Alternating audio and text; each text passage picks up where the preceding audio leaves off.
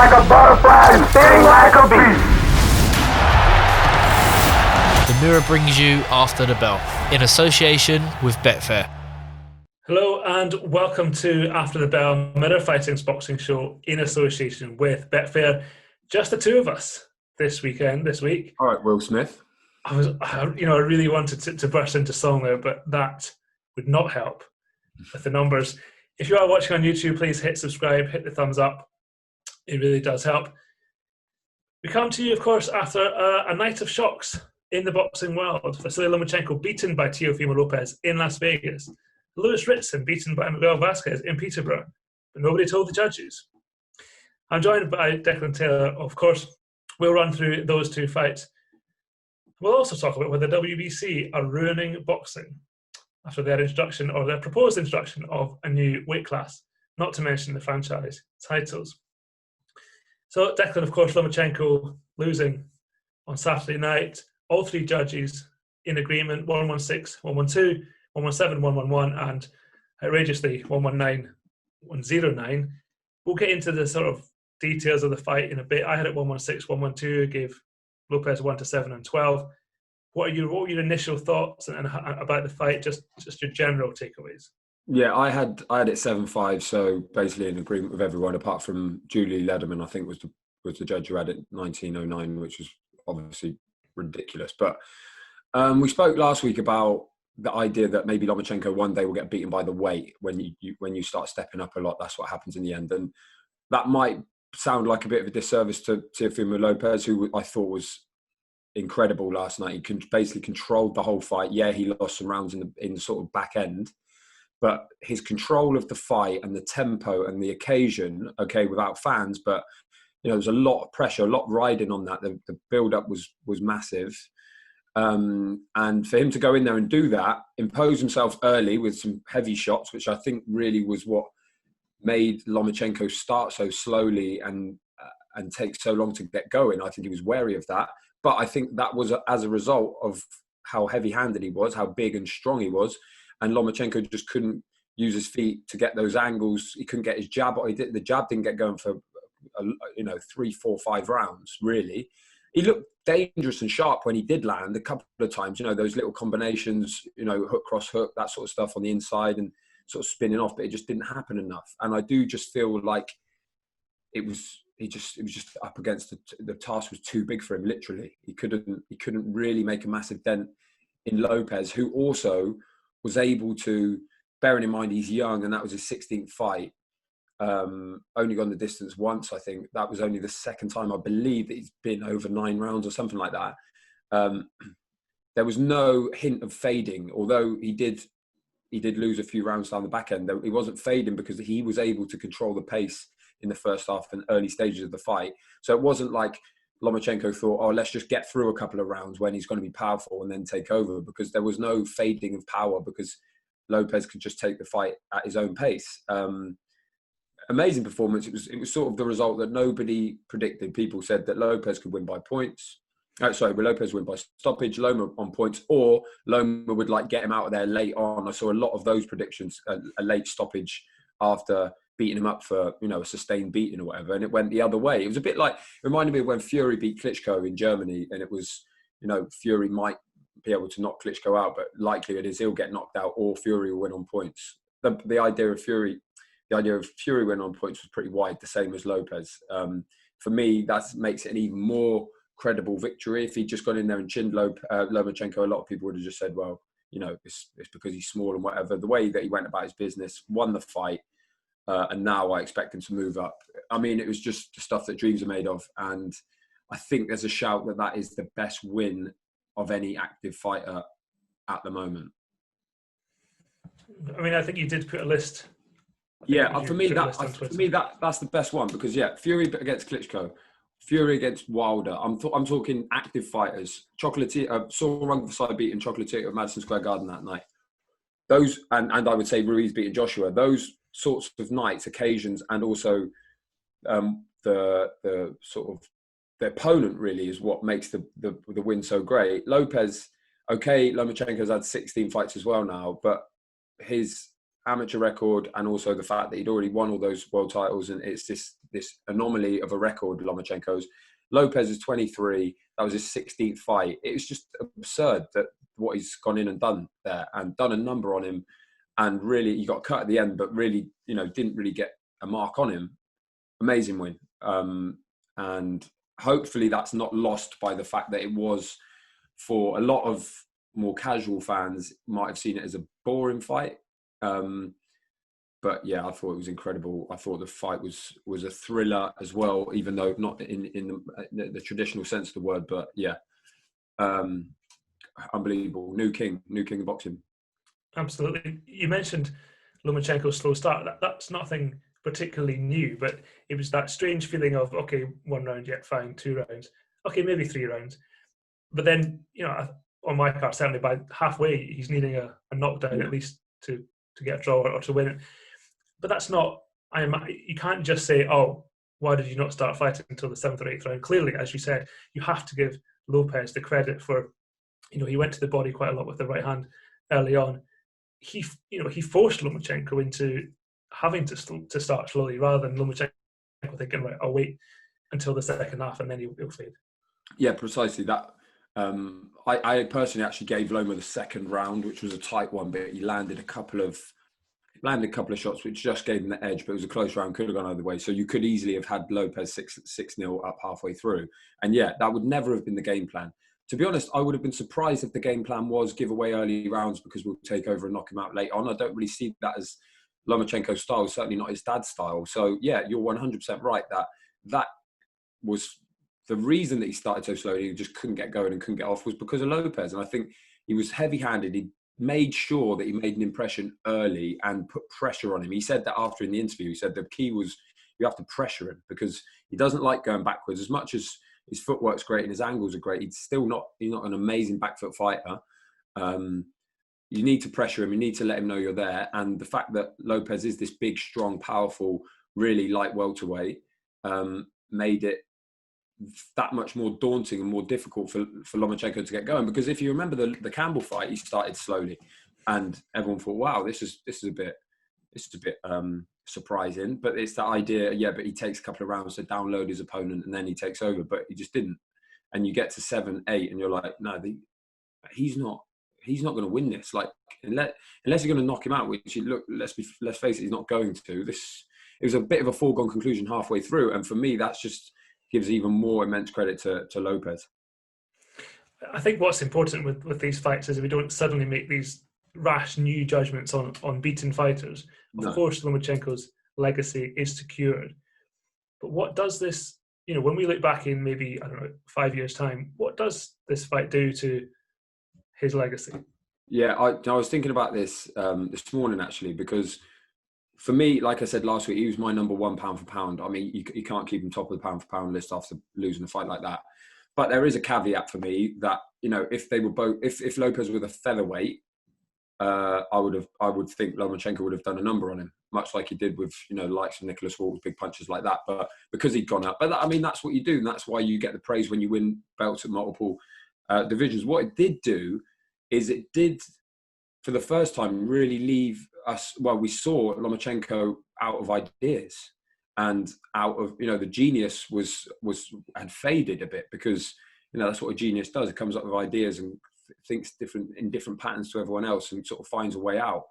And I remember thinking in like the 11th or 12th, if he does turn this around and stop Lopez here and win this fight from this position, it would just have been the most amazing thing to see, because, everyone on Twitter and everyone watching was just like basically hammering Lomachenko by that point. And if it had all come right and they got the stoppage in the end, fair enough. But yeah, I think it does damage it a bit, because people don't forget those sorts of nights where you just look ordinary at times. There were flashes of it, but yeah, I just think the task was too big. The man was too big. And to be fair, Lopez always said that. He said he's not big enough for me, and that's 100% what happened.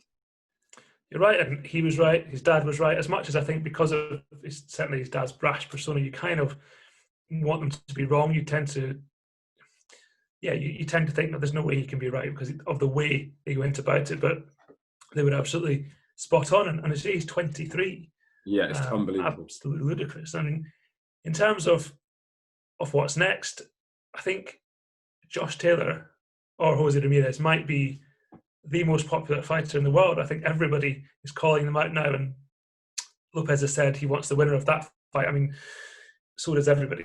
That is definitely potentially one for the future. They both now, Lopez and Lomachenko, have decisions to make about where they fight as well as who they fight.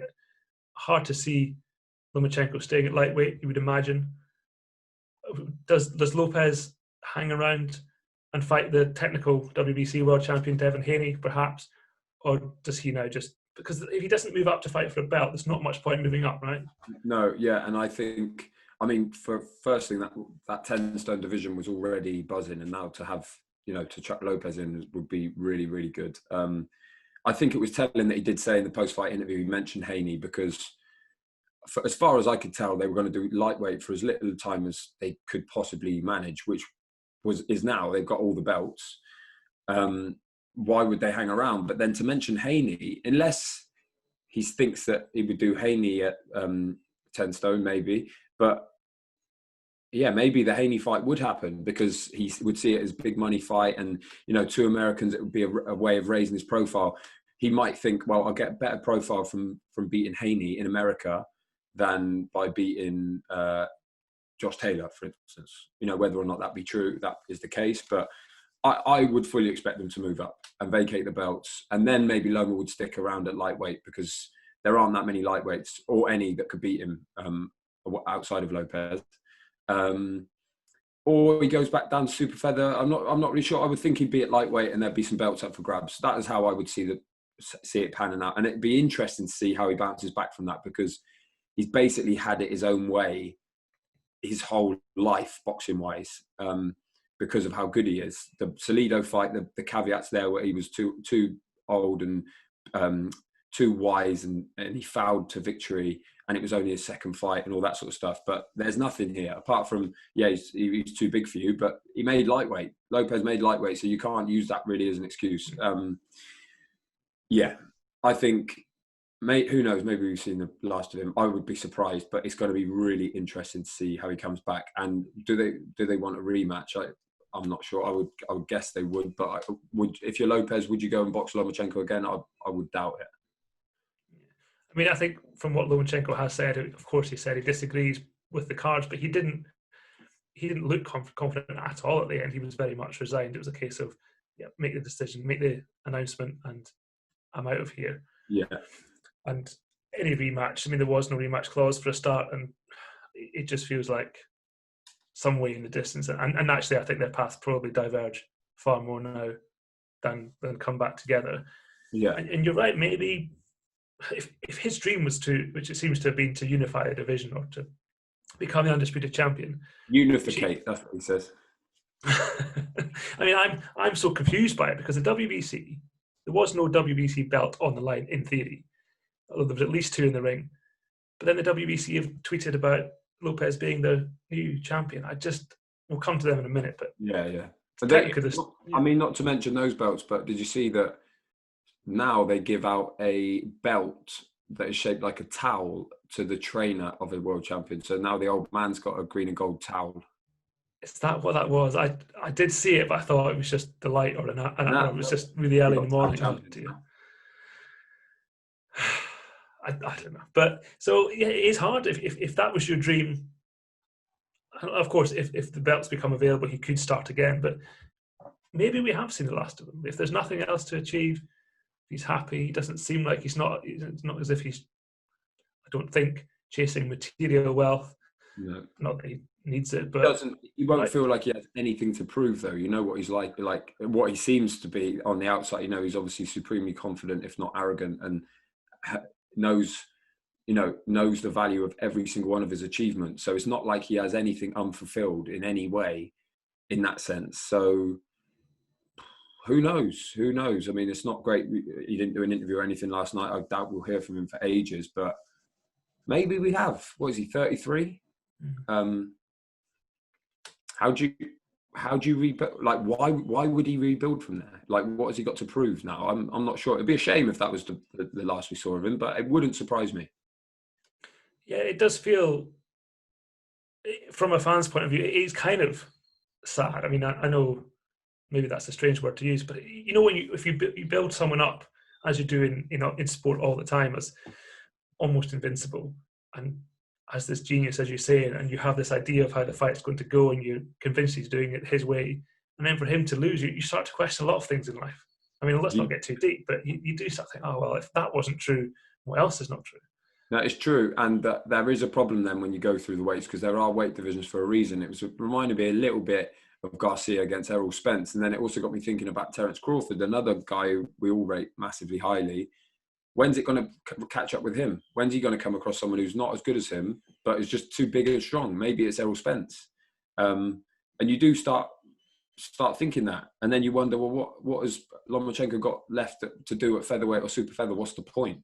And it's not even like there's even like grudge matchy type things or names you can link with him anywhere, because that hasn't been the case with him. None of that has has been generated over the years. So yeah, it's hard to see where he goes from here. And it was a bit sad because, yeah, you're right. And he is this genius, this little wizard who looked like he could get in and out of any situation. And in the end, he was stumped. He was stumped, and he did his best to get back into it. But from that point, there was no turning that fight around. And credit to Lopez, but it was tough it was kind of tough to watch from a Lomachenko point of view, anyway. Yeah, for sure. But of course, out with the old, in with the new Lopez. We've got the best part of a decade potentially of him to watch. Another, Miguel Vazquez, a similar age to Lomachenko, took on Lewis Ritson on Saturday night in what would appear to be, I mean, I can't imagine you'll disagree, another example of terrible judging in the UK, certainly. Ritson won by split decision according to the judges. He was given it 115, 113, but also 117, 111, and the other judge, Marcus McDonald, I think went 116, 113 to Vazquez. I mean, as I say, I'm sure you'll agree that it was a robbery. Ritson just looked like, for some reason, he didn't have any idea what to do against Vazquez. Vazquez is not some sort of, you don't just find him under a hill somewhere. He's well known, former world champion. You should know what you're getting yourself in for when you take him on. Yeah, I said this last week. There was a fight that didn't excite me, and that was based on styles, really. Vazquez he's never one to, it's not fan-friendly style, and we saw it last night. He's awkward, he's slick, he's very, very clever and smart, and Ritson is almost the opposite of that in boxing terms. His style is all about blood and thunder and power, and that's not to discredit him as a boxer, but style-wise, they're poles apart, really. And I mean, we'll get onto the scoring in a minute, but he didn't have any ideas, really. He ran out of ideas, and that's what happens when you come up against opponents like that who are world level, former world champion. Okay, it says he lost to O'Hara Davis on his record, another fight that he won, didn't get the decision. I thought he was past it, or at least a spent force, wrongly. Again, like I said last week, I only just realised he was 33. I thought he was far longer than that. He seems to have been around it for years. And when you're around for years, you learn a lot and you pick up a lot. And it's just the fact that Ritson got the nod in a majority decision split decision, is bad enough. But you can sometimes, a couple of little squeaky, maybe a majority decision or something like that. You can see it in close fights. And sometimes when we say close, we actually mean dull. Sometimes dull fights, that can happen as well. But the fact that card, I've been racking my brains. I genuinely think that card turned in by Terry O'Connor, 117, 111, potentially is the worst card I've ever seen. I would say certainly the worst card involved in British boxing, in my lifetime watching boxing, certainly televised boxing. I would say it's the worst of all. And let's not, beat around the bush. That is an incredibly competitive field as well. We get mad ones every couple of weeks, basically. And this, I think, takes the biscuit. I just cannot, for the life of me, imagine how anyone could watch that fight and say that Lewis Ritson won 9 rounds, and the person who does it is a judge who's 3 feet from the action or 1 foot from the action. it is just like, it's so crazy. You watch Sky Sports and you can watch all of Sky Sports, all of today, and you know the parameters of the sport that you're watching. You know that if one basketball team scores more points, they win. If a football team scores more goals, a golfer gets whatever. With boxing, you turn on, you're like, wow, he's going to do well to get a decision here. And you're like, straight away, you know that from the off. And we used to joke about, or Nigel Benn used to joke about needing a knockout to get a draw in Italy and stuff like that. Hands down, Britain, the UK has become the hardest place to get a decision.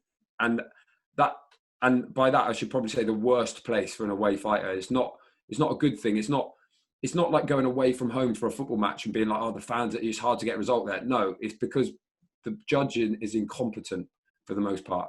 That was an absurd card that he turned in. I don't know the protocol now. They get reviewed and stuff, or at least we hear they do, because no one ever has to explain this stuff.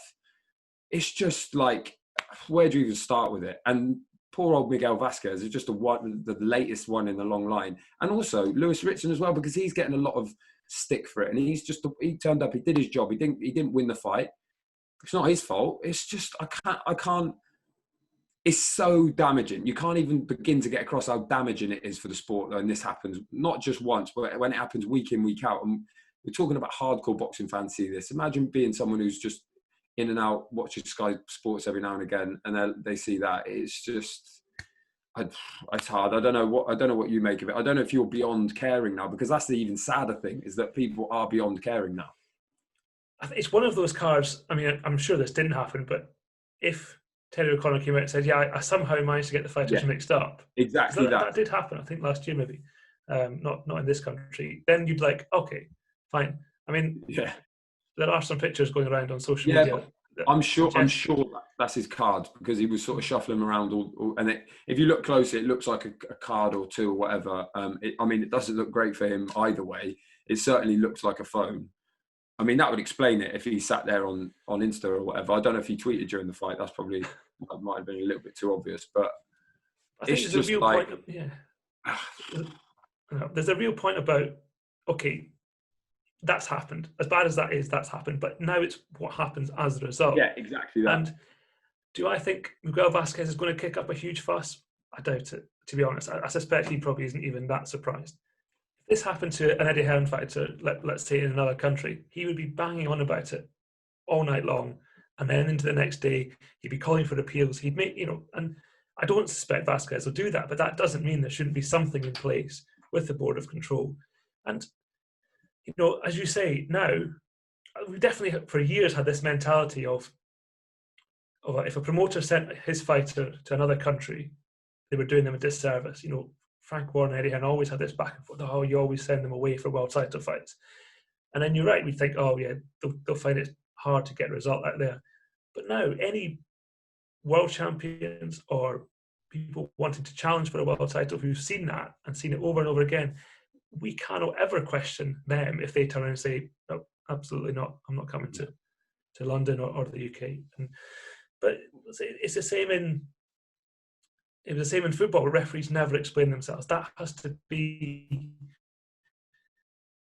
something has to be put in place. Whether Robert Smith comes out and sort of says something, whether they talk to them, the referees and judges behind closed doors, and then release a sort of summary of their findings, just an explanation of their decisions. But to me, it looks like a closed shop. It's the same judges all the time.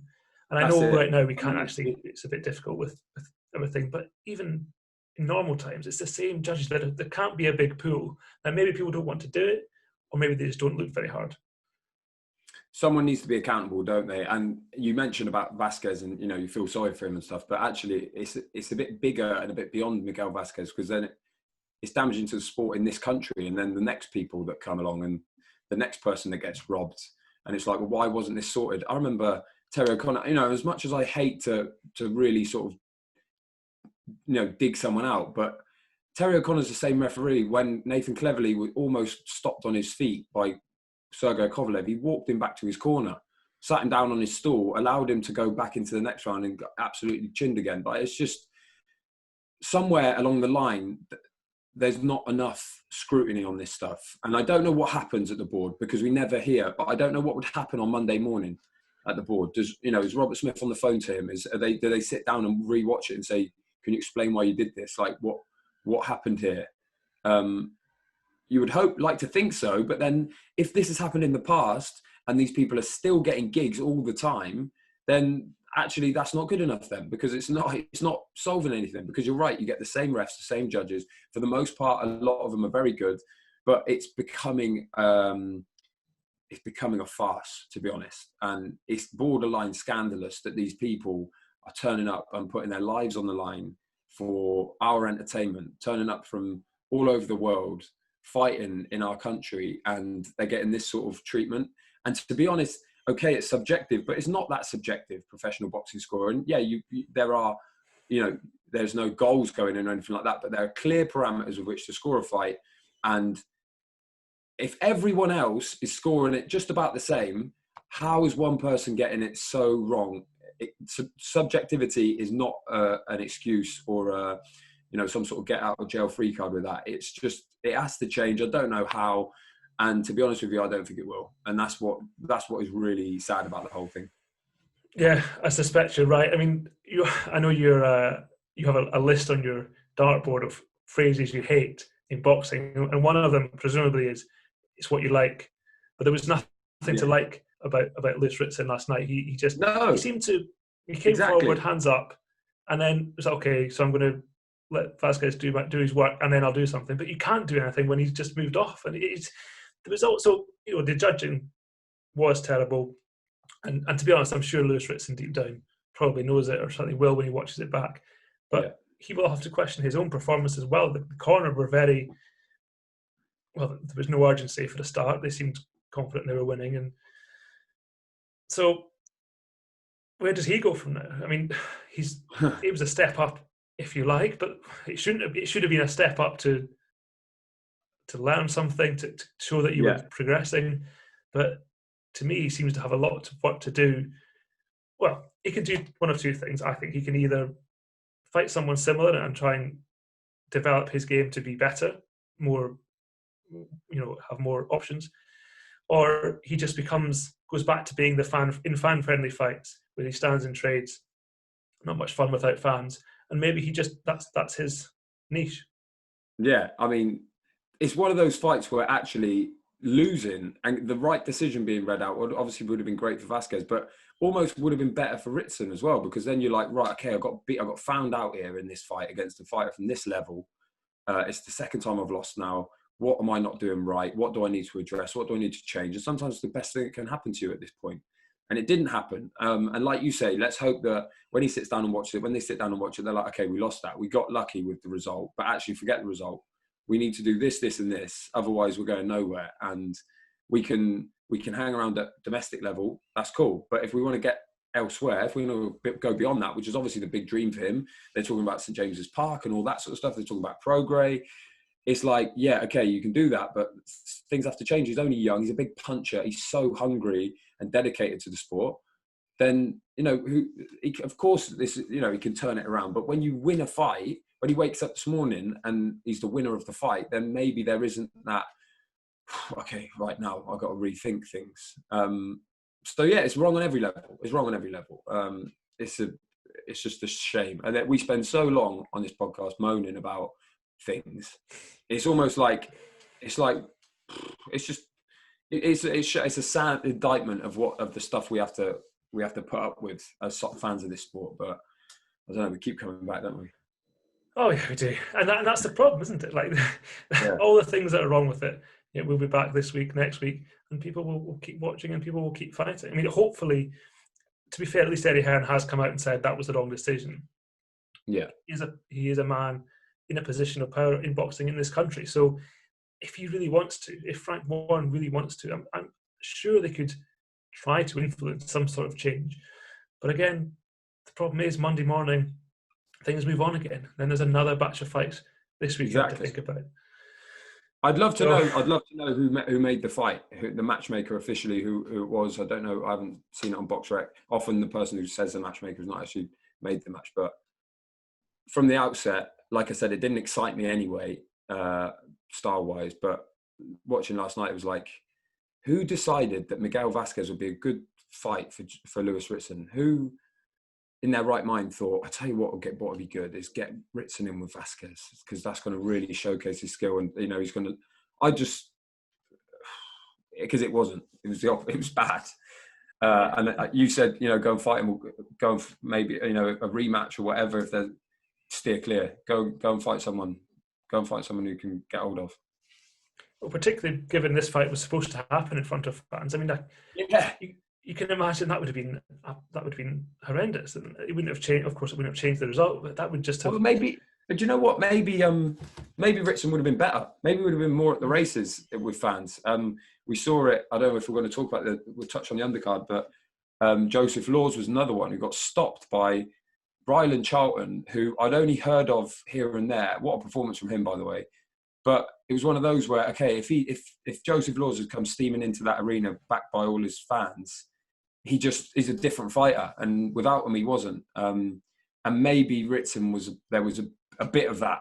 Not, I'm not saying he would have gone and won the fight and outboxed Vazquez, but maybe he wasn't at the races because of it. But then you have to make the adjustments because of that, don't you?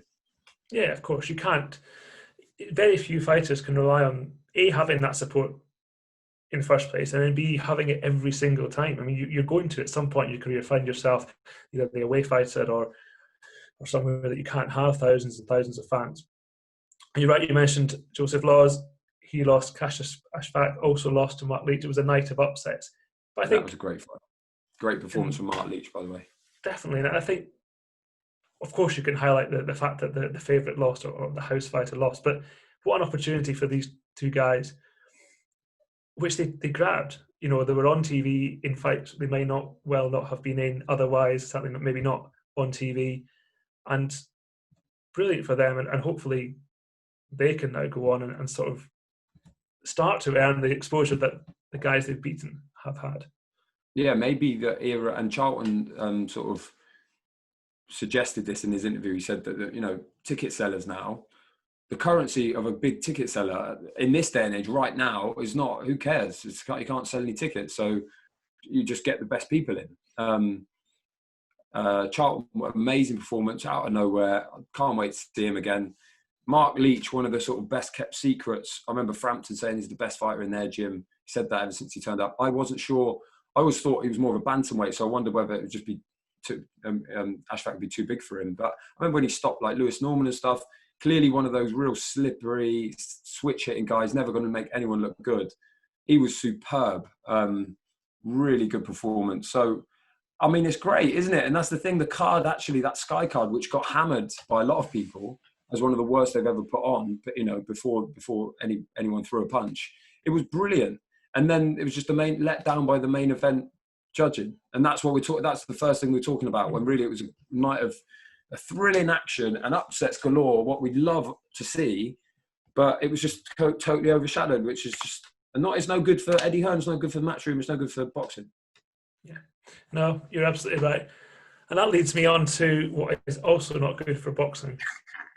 And so, honestly, we're going to have to rename this show. Just yeah.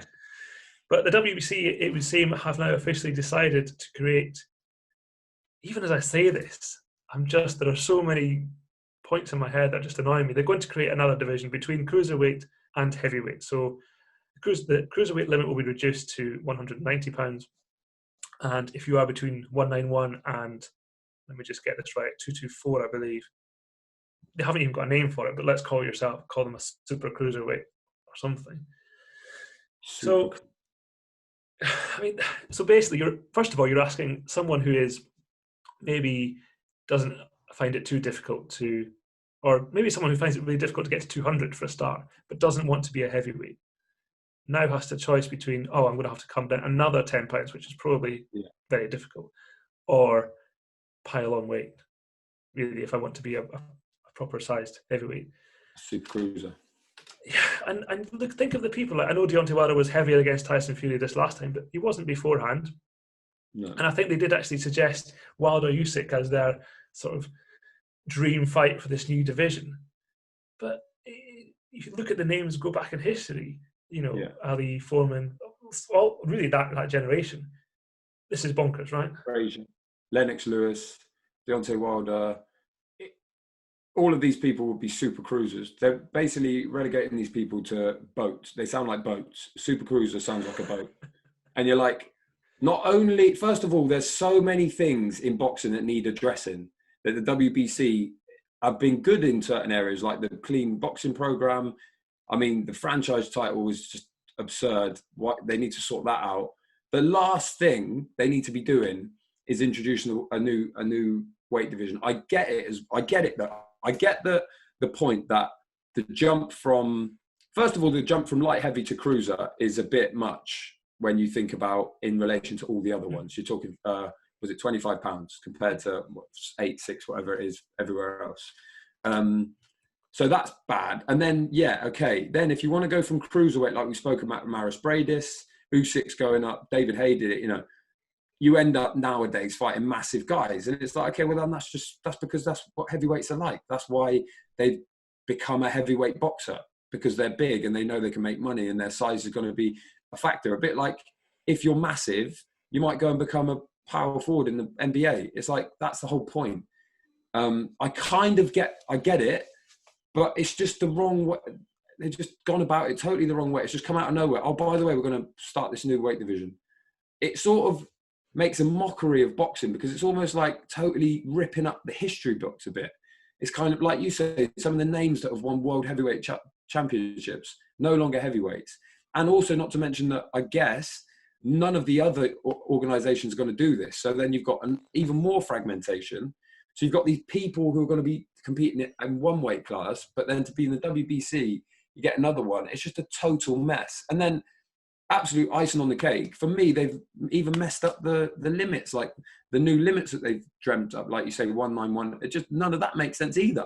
It's like they've taken a terrible idea that someone sort of coughed up in the last 2 minutes of a board meeting, and then somehow decided to put it into practice in the worst possible way ever. It's just like, I'm hoping they pull the plug on it because of the outcry. I haven't seen one person say, "Oh, this is a good idea. Oh, yeah, what a good idea. That'd be great."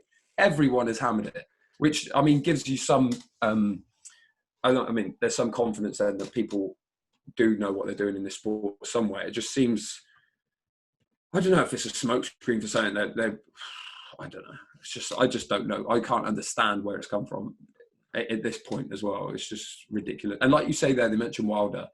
Wilder was their champion for years, the heavyweight champion of the world, WBC green and gold. That guy would be relegated to a boat status. It's just, I just cannot for the life of me believe what I'm seeing. You make the point about the other sanctioning bodies, and either the WBC have just thought, nah, we're too big to talk to them, or they've put feelers out and that's not really going to happen. They've just gone ahead anyway. I don't know, but it just, on every level, if you even try to find, as you say, maybe there's a thing is there can be an issue with something like that jump from light heavyweight to cruiserweight, but you can also just accept that the solution is worse than the problem in the first place, which I think is what we've just done. We just think, you know what, every so often it will crop up and someone will say that's a big jump, but it's not a big enough issue that you have to come up with some harebrained idea to fix it. So what would you, so say for instance you got Usyk Wilder, which is not beyond the realms of possibility that those two could fight for all the belts. Tyson Fury could retire at any minute or lose. Joshua, as we could see, can lose. So you could end up with these guys fighting for all the belts, or 3 of the belts, the biggest prize in the sport, the thing made famous by Muhammad Ali, Jack, you know, you can look at the lineage, the most amazing bauble in the history of sports. But actually, you're only going to fight for 3 of them, but you're going to fight for the super cruiser title with the WBC. And the WBC heavyweight title is going to be held by someone else. It's just like, I can't believe, they're boxing people as well for the most part. Mauricio Suleiman, big boxing person, been around the sport his whole life, watched his old man run that governing body. It's just, I just cannot, I can't believe there's people in that room going, yeah, that's a great idea. Very good idea. Let's go. That'll do. That's lunch. It's, does that happen? Can it happen somewhere in Mexico City? I'm hoping it's a sick joke. Yeah, maybe it was just a Zoom call and someone got the wrong idea, and it's just no one wanted to sort of step in, and they just said, oh yeah, that's fine, and then it's just got lost in translation. Maybe it was a Zoom quiz, and it was like, who's the worst idea in boxing for 10 points or whatever as a tiebreaker, and they've just gone with it. It's, I don't know. Because you end up devaluing one of the divisions, right? Either you have, as you say, your heavyweight champion is not really a heavyweight champion, or your super cruiserweight is just a run-of-the-mill, in the middle, in between guy who can't win a world title at heavyweight.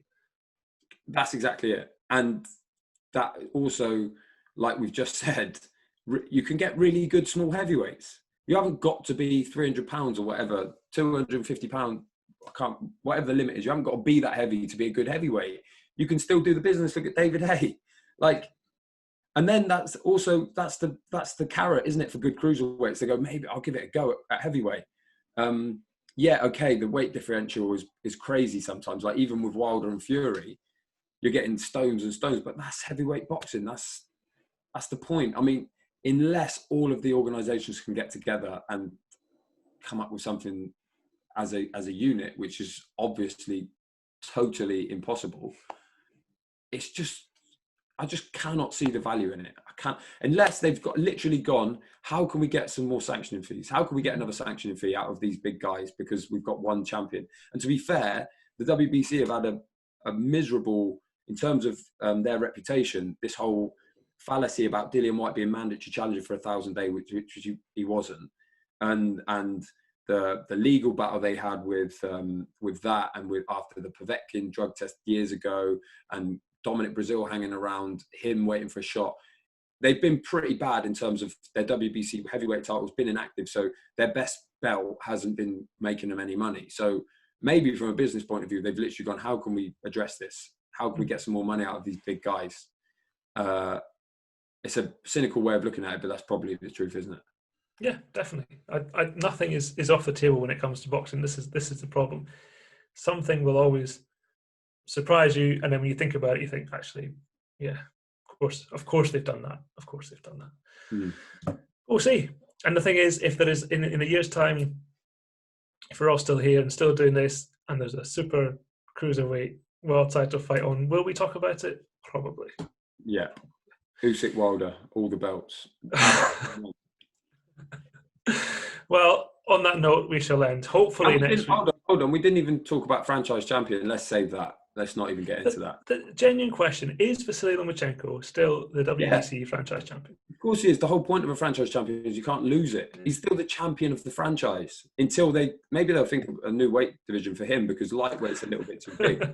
He's already done super feather. Why don't we say 132 Loma weight, and he could franchise champion of that? Yeah. Oh, you're my franchise champion, mate. Always. Oh, thanks very much. The nicest thing anyone's ever said. But again, it's almost as if they didn't think when they made the franchise, they thought Lomachenko will never lose, Canelo will never lose. Was Wilder franchise champion, or he must have been on the way? I think if they could have, they would have. Yeah.